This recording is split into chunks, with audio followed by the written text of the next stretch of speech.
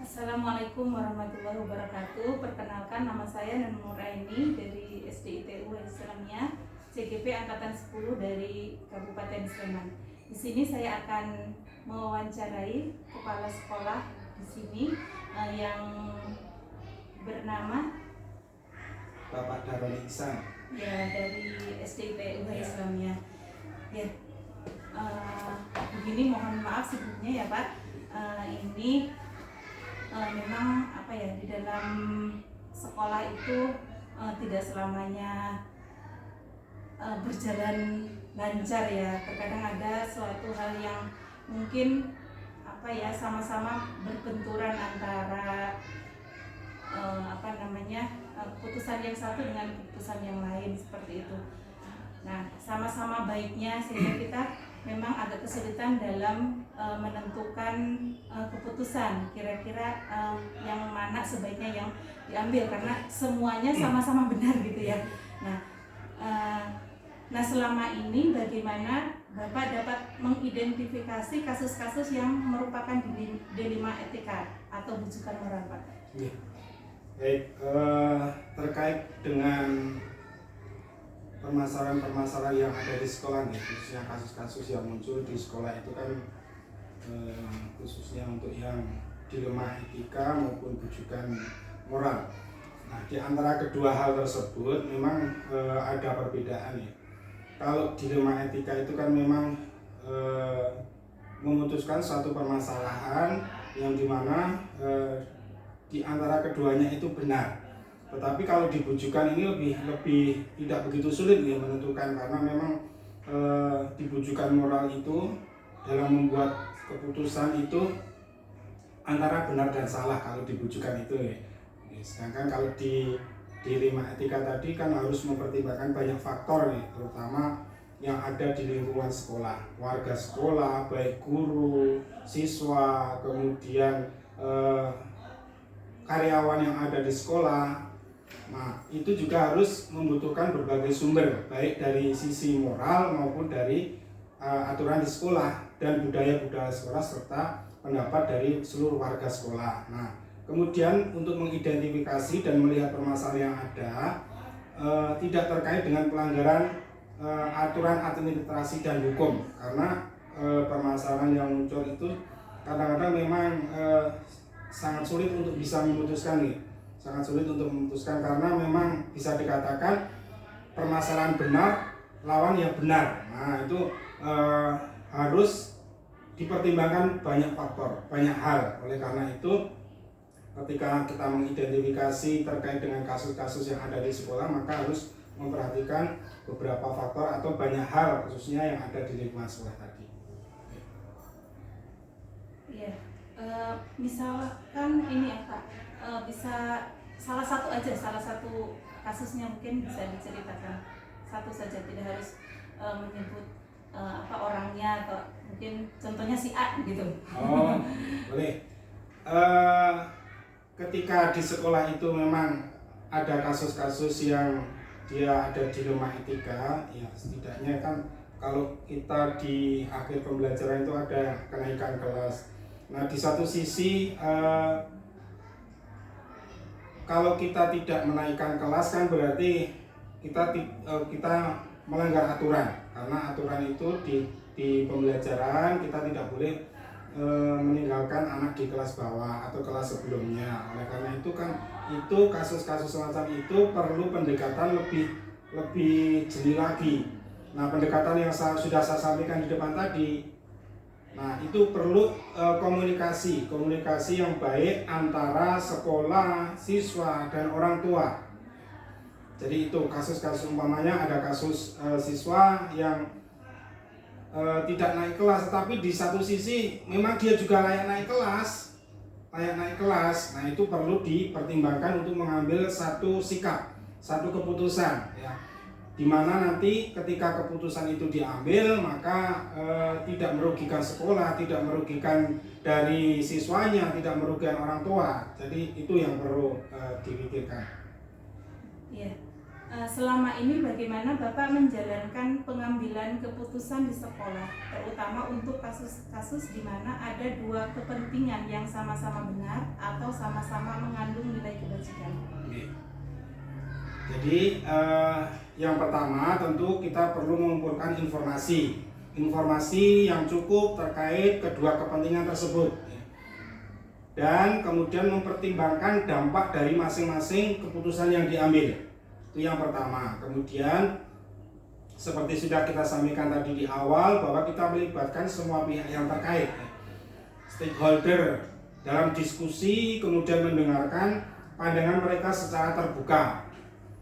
Nah, kemudian yang ketiga, kita tentu akan memilah-milah mana yang pro, mana yang kontra dari kepentingan-kepentingan tersebut, kemudian mengevaluasi setiap argumen dengan cermat, baik yang pro maupun yang kontra tadi. Kemudian yang keempat, kita juga harus memperhatikan nilai-nilai dan prinsip yang mendasari kedua kepentingan tersebut, dan mempertimbangkan tentu dampaknya jangka panjang dari keputusan yang kita ambil. Nah, kira-kira keputusan yang kita ambil itu berdampak jangka panjang atau tidak. Ya, seperti yang contoh tadi, ketika harusnya dia memang naik kelas, kemudian dia tidak naik kelas, dampaknya apa kalau nanti tidak naik kelas? Kalau naik kelas, dampaknya apa ke depannya? Itu harus dipikirkan. Kemudian yang terakhir, tentu mencari solusi yang dapat memenuhi kepentingan keduanya, jadi mengakomodir keduanya dari permasalahan tersebut.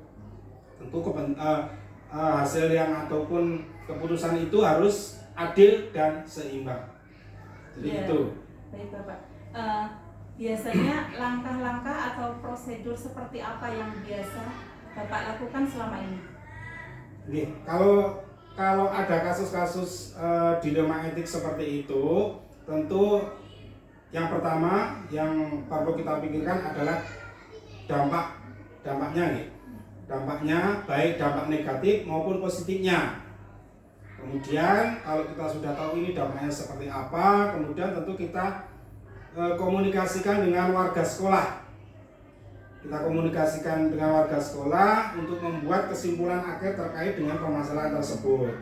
Nah, berdasarkan pada aturan yang berlaku, tentu mengutamakan kepentingan bersama. Jadi itu, ini langkah-langkahnya. Kemudian selanjutnya, hal-hal apa saja yang selama ini Bapak anggap efektif dalam pengambilan keputusan pada kasus-kasus dilema etika? Jadi ketika ada kasus dilema etika ini, yang pertama tentu mengidentifikasi masalah, itu yang penting. Jadi mengumpulkan semua informasi yang relevan, yang sesuai, kemudian mencari solusi dan mempertimbangkan kembali sebelum membuat keputusan akhir. Untuk selanjutnya, kita juga memberikan jawaban yang berbeda, yakni memanggil semua personal yang berkaitan dengan kasus. Jadi umpamanya ada kasus, maka kita harus panggil semua yang terlibat dalam kasus tersebut, kasus dilema etika tersebut. Kemudian menggali informasi dari mereka atau menanyakan terkait permasalahan, sehingga nanti kemudian kita bisa mengambil solusi dari masing-masing tingkat kesulitan, dari kesulitan atau kerumitan masalah tersebut. Kemudian hal-hal apa saja yang selama ini merupakan tantangan dalam pengambilan keputusan pada kasus-kasus dilema etika? Kalau terkait dengan tantangan, tentu yang pertama adalah rasa keadilan. Nah, kira-kira ketika kita mengambil satu keputusan itu apakah sudah memenuhi rasa keadilan atau belum? Nah, itu yang utama. Kemudian juga tentu rasa kasihan atas perlakuan yang sama pada semua orang, keadilan dan juga kasihan, rasa kasihan ini. Kemudian tentu tantangan yang ada juga timbulnya perbedaan pendapat. Nah, itu wajar ya. Kalau kita mengambil satu keputusan, tentu tidak semua itu bisa menerima. Pasti ada yang berbeda pendapat, yang tidak menerima. Nah, Nah, ini disebabkan karena memang perbedaan latar belakang dan konsep berpikir dari masing-masing individu itu. Kemudian juga mungkin terkait pemahaman, pemikiran yang mungkin kelompok-kelompok atau masyarakat yang kecil atau kelompok-kelompok yang besar. Jadi itu tantangannya. Jadi rasa keadilan, kemudian adanya perbedaan pendapat yang menimbulkan gejolak itu tadi. Baik Bapak. Selanjutnya, apakah Bapak memiliki sebuah jadwal atau tata kelola tertentu dalam sebuah penyelesaian kasus dilema etika? Apakah Bapak langsung menyelesaikan di tempat atau memiliki sebuah jadwal untuk menyelesaikannya? Bentuk atau prosedur seperti apa yang Bapak jalankan? Mungkin kalau dalam kasus-kasus dilema etika di sekolah itu mungkin sudah ada aturan, kemudian memang kalau jadwal secara rutin itu tentu tidak bisa kita tentukan karena permasalahan itu kan tidak muncul setiap saat itu kan permasalahan itu muncul kan di waktu-waktu tertentu. Kemudian karena permasalahan-permasalahan itu muncul tidak setiap hari, setiap minggu atau bahkan setiap bulan, maka perlu ada pemikiran serta argumentasi yang kuat. Jadi langsung menyelesaikan permasalahan yang ada, permasalahan yang muncul di lingkungan sekolah itu kita selesaikan, kemudian kita panggil pihak-pihak yang berkepentingan atau berkaitan dengan permasalahan tersebut. Kemudian tentu permasalahan-permasalahan yang muncul di sekolah terkait dengan dilema etika ini kita catat. Tentu kita membutuhkan sebuah catatan, dan di buku sekolah yang catatan itu juga nanti akan ditandatangani oleh pihak-pihak yang bersengketa dan pihak sekolah tentunya, sehingga nantinya keberlanjutan ketika ada permasalahan-permasalahan yang muncul seperti itu, maka kita bisa membuka kembali. Dan ketika kita membuka kembali tentang keputusan atau kesepakatan yang sudah kita ambil itu, kita bisa melihat, oh ini keputusan yang kita ambil kemarin itu seperti ini, maka ini dampaknya seperti ini. Nah, itu bisa menjadi bahan evaluasi untuk pengambilan kebijakan atau pemutusan suatu permasalahan di berikutnya. Iya, baik Bapak. Adakah seseorang atau faktor-faktor apa yang selama ini mempermudah atau membantu Bapak dalam pengambilan keputusan dalam kasus-kasus dilema etika? Nah, tentu ini seluruh teman-teman guru, kemudian tim-tim yang ada di sekolah, dan tidak kalah penting adalah orang tua. Jadi karena semua itu berperan, stakeholder itu harus kita berdayakan, kita ajak kolaborasi terkait dengan permasalahan-permasalahan yang ada. Kemudian tentu saya sebagai kepala sekolah juga nanti dibantu oleh wakil kepala sekolah dan juga guru-guru kita bahas bersama-sama terkait permasalahan-permasalahan yang ada di sekolah, khususnya dilema etika ini. Kemudian kita mengambil jalan keluar, solusinya seperti apa gitu. Ya, baik, terima kasih. Nah, dari semua hal tadi yang telah disampaikan, kira-kira pembelajaran apa yang Bapak dapat petik dari pengalaman ini dalam mengambil keputusan dilema etika? Tentu ketika ada permasalahan ini, yang pertama adalah bahwa kita harus mempertimbangkan sebaik-baiknya terkait ketika kita mengambil satu keputusan. Jadi keputusan itu harus benar-benar mencerminkan keadilan bagi semuanya.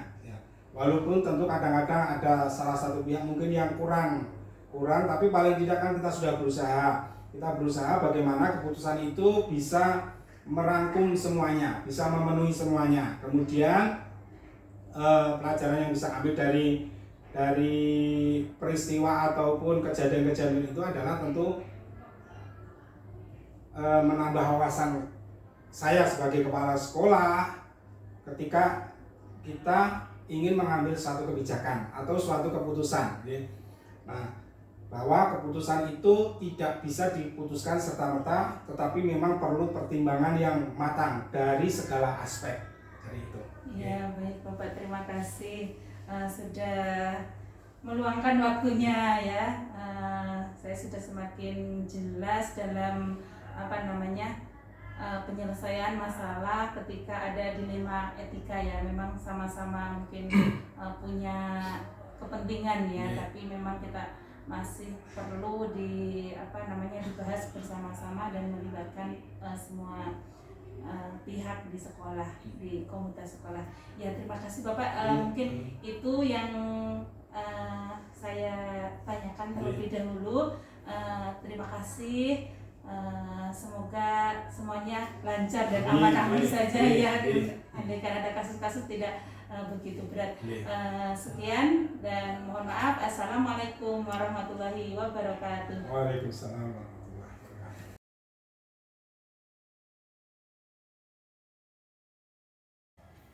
Bismillahirrahmanirrahim. Assalamualaikum warahmatullahi wabarakatuh. Saya Nunung Nuraini, CGP Angkatan 10 dari SD ITU Islamia, mau mewawancarai kepala sekolah di SD Negeri Temanggal atas nama Ibu Siti Nurjana, SPDSD. Iya.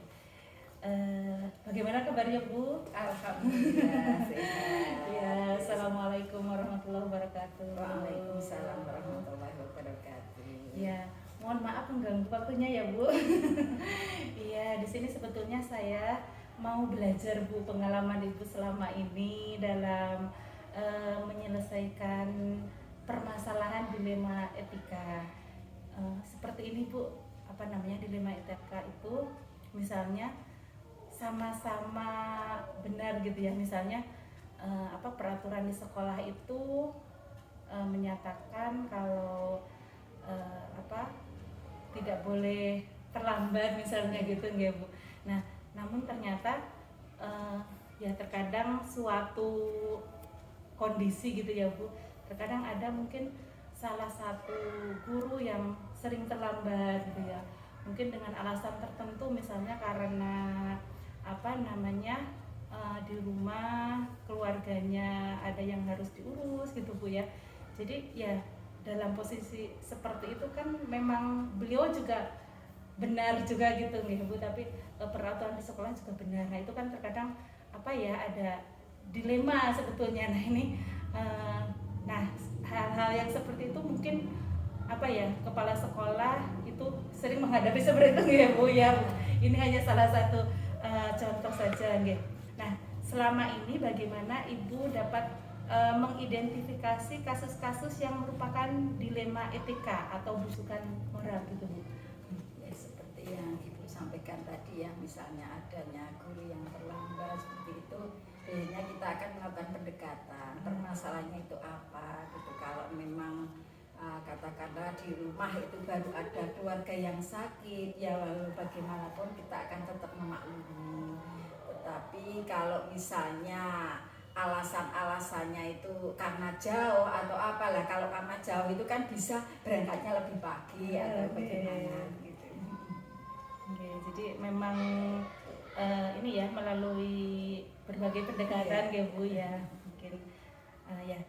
Nah, selama ini bagaimana Ibu menjalankan pengambilan keputusan di sekolah, terutama untuk kasus-kasus di mana ada dua kepentingan yang sama-sama benar atau sama-sama mengandung nilai kebajikan?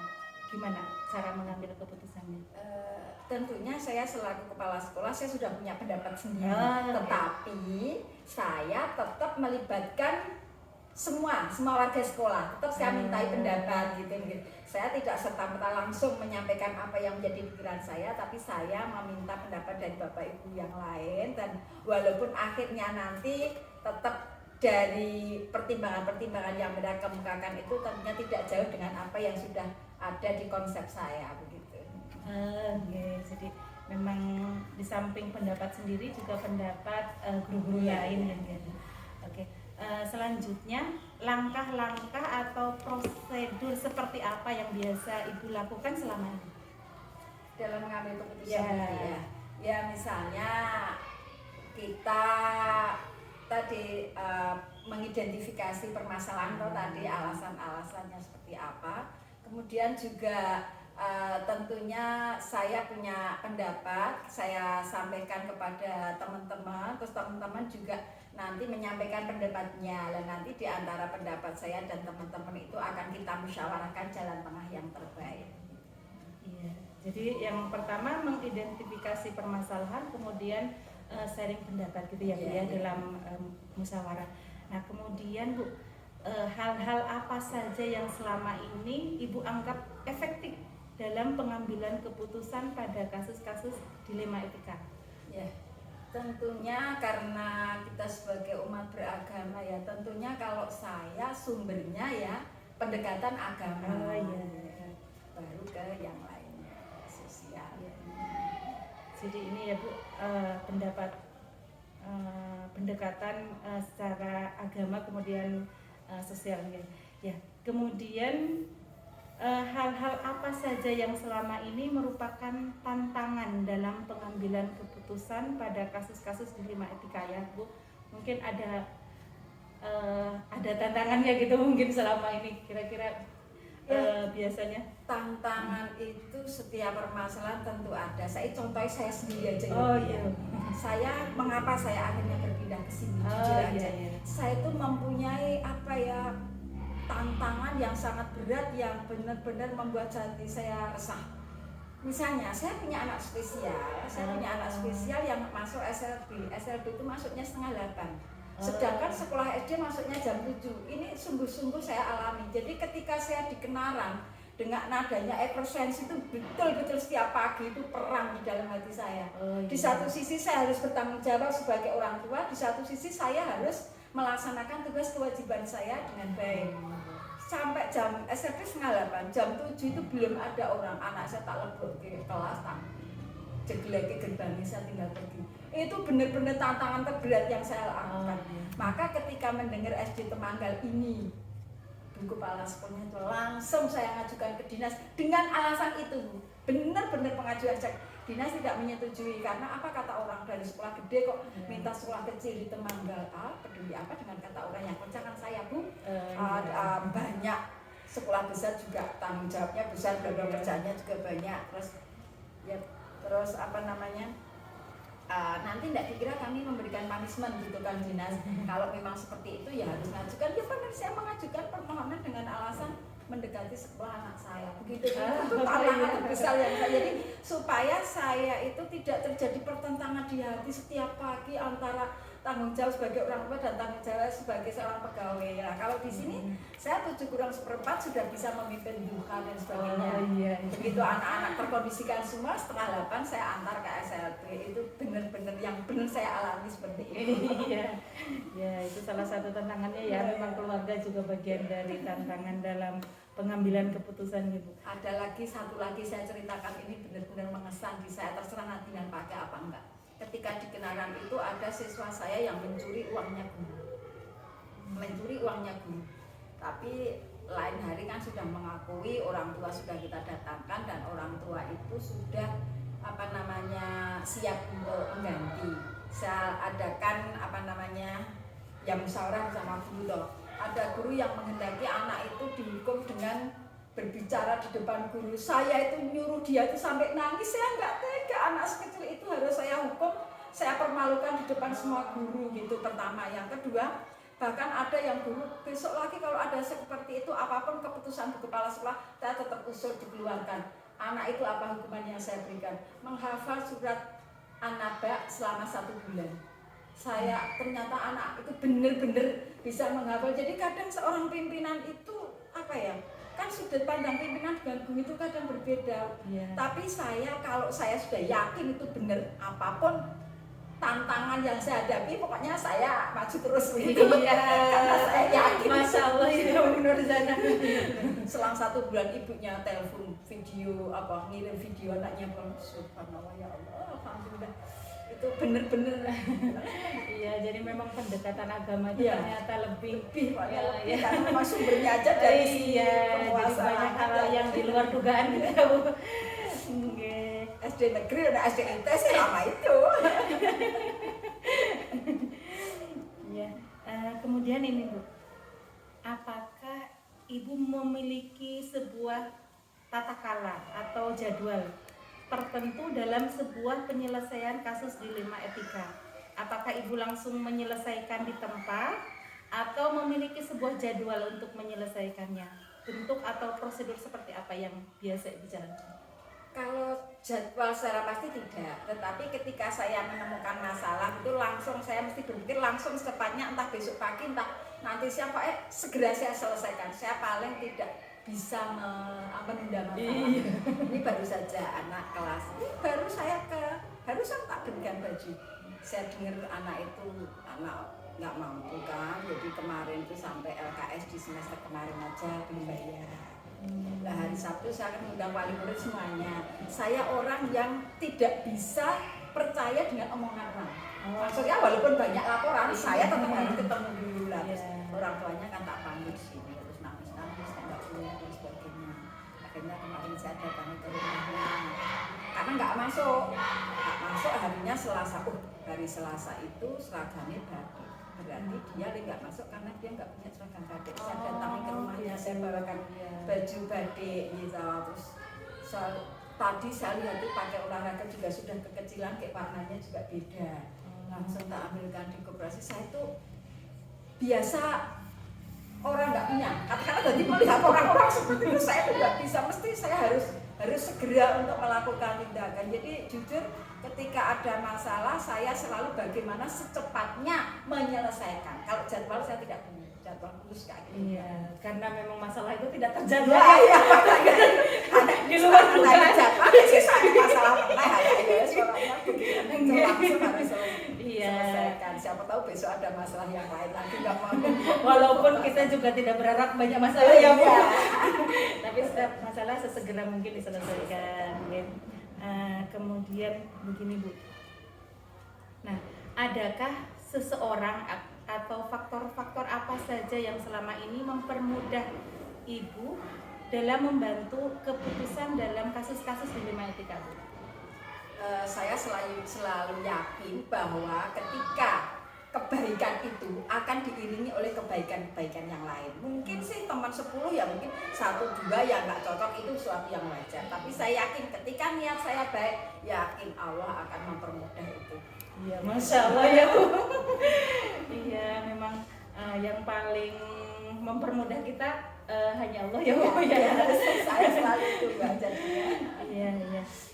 Nah, mungkin dari semua hal yang telah disampaikan, pembelajaran apa yang dapat Ibu petik dari pengalaman Ibu dalam mengambil keputusan dilema etika Bu?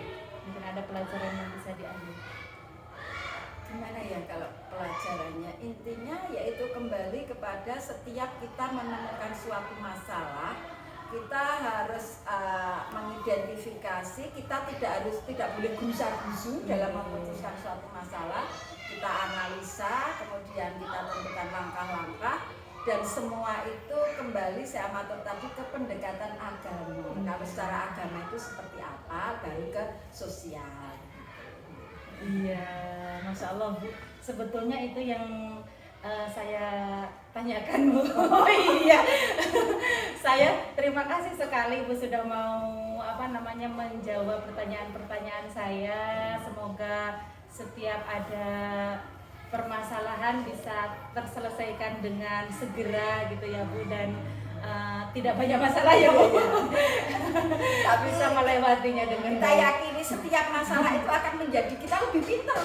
Iya, masalah kita akan belajar lebih pintar dan lebih tegung ya Bu. Mungkin itu saja. Terima kasih dan mohon maaf ya Bu, banyak kesalahan, mungkin ada yang tidak berkenan tadi ya. Terima kasih. Sama-sama. Saya terima kasih sudah